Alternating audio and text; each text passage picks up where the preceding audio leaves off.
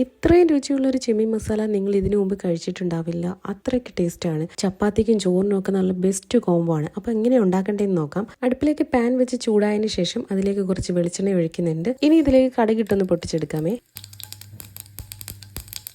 കടുകെല്ലാം പൊട്ടി വരുമ്പോഴത്തേക്ക് കുറച്ച് കറിവേപ്പിലേക്ക് ഇടുന്നുണ്ട്.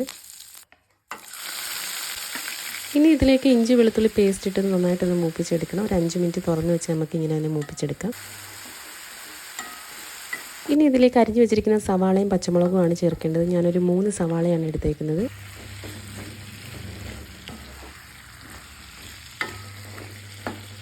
സവാള വേകാൻ ആവശ്യമായ ഉപ്പും കൂടെ ചേർത്ത് നന്നായിട്ടൊന്ന് മിക്സ് ചെയ്തെടുക്കാം. ഇനി ഒരു 10 മിനിറ്റ് നമുക്ക് അടച്ചു വെച്ച് വേവിക്കാവേ. 10 മിനിറ്റിന് ശേഷം തുറന്ന് നോക്കിയപ്പോഴത്തേക്ക് ഉള്ളിയൊക്കെ നന്നായിട്ട് വാടി വന്നിട്ടുണ്ട്.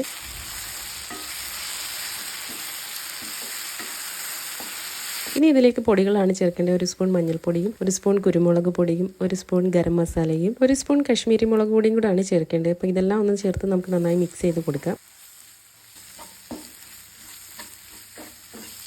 ഇനി ഇതിലേക്ക് കഴുകി മാറ്റി വെച്ചിരിക്കുന്ന ചെമ്മീനാണ് ഇടേണ്ടത്. ചെമ്മീനും കൂടെ ചേർത്ത് നന്നായിട്ടൊന്ന് മിക്സ് ചെയ്ത് കൊടുക്കണം.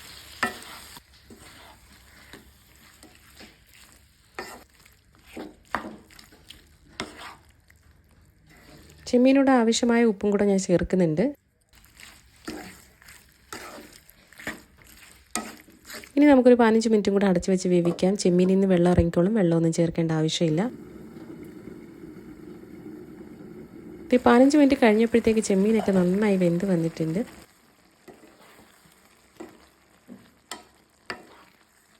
ഗ്രേവി കുറച്ചുകൂടെ ഒന്ന് കുറുകി വരാൻ വേണ്ടിയിട്ട് നമുക്കൊരു 5 മിനിറ്റ് കൂടെ അടച്ചു വെച്ച് വേവിക്കാം. 5 മിനിറ്റ് കഴിഞ്ഞപ്പോഴത്തേക്ക് ഗ്രേവിയൊക്കെ നന്നായി കുറുകി വന്നു. അപ്പോൾ നമ്മുടെ ചെമ്മീൻ മസാല റെഡി ആയിട്ടുണ്ട്. അപ്പോൾ നിങ്ങൾ എല്ലാവരും ഇതുപോലെ ഒന്ന് ട്രൈ ചെയ്ത് നോക്കണം. എന്നിട്ട് നിങ്ങളുടെ അഭിപ്രായങ്ങൾ കമൻസിലൂടെ അറിയിക്കണം. കൂടെ എൻ്റെ ചാനൽ കൂടെ ഒന്ന് സബ്സ്ക്രൈബ് ചെയ്തേക്കണേ.